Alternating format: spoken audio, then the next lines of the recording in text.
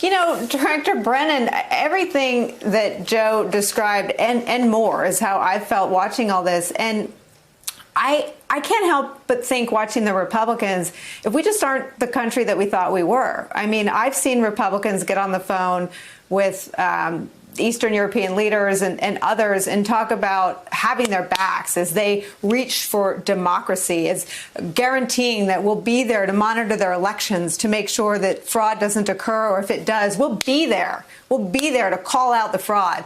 We now have a president manufacturing. He is the fraud. The fraud is now the president, and all of the elected Republicans, save for a tragic, tragic few, are going along with it. How do we travel the world and call ourselves champions of democracy after this?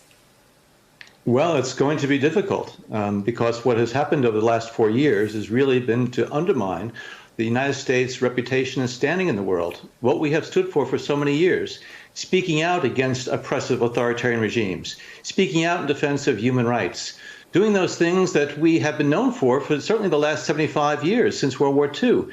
And so, like Joe, I am just aghast at what I've seen happen here in Washington.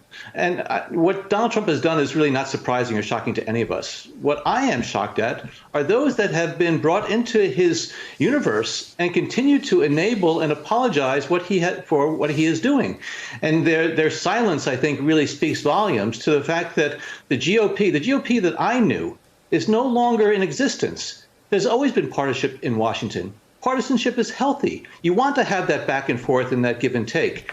However, what has happened now, because of that toxic influence of Donald Trump, really has, I think, undermined the healthy aspects of our democratic system, which is a two-party system that really is trying to do what is best for the country as opposed to the individual in the Oval Office. And so I'm just hoping that Joe Biden is somebody who's going to really try to unite us, but it's going to be challenging. It's going to be challenging on the home front. It's going to be challenging for him on the international front, because the word of the United States really no longer carries the sense of durability that it had in the past, as the United States has walked away from international agreements. The fact that Donald Trump speaks the way he does about America first. So, unfortunately, I think what we saw roll out yesterday is, if you're playing fantasy football, it's the dream team of national security.